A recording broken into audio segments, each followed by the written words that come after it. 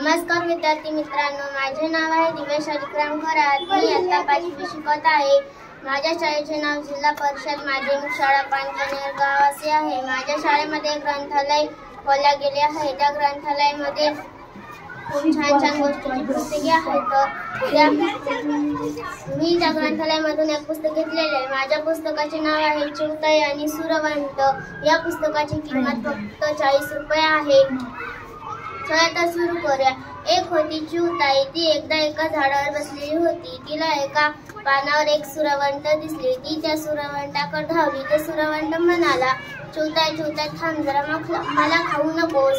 तर बघ मी किती छोटा आहे, मला खाऊन तुझे पोट भरणार नाही।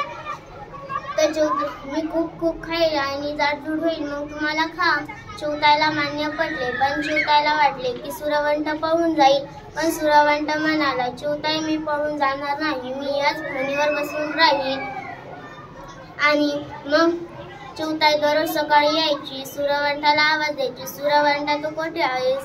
तर सुरवंट चिवताईला आवाज द्यायचा, चिवताई मी इथे आहे। तसंच सकाळ होताच तो सुरवंट उठायचा आणि पाणी खायला निघायचा। तो 1 पाणी खायचा, 2 पाणी खायचा, 3 असे पाणी खातच राहायचा। पाणी खात तो मोठा व्हायचा आणि चिवताईला आनंद व्हायचा।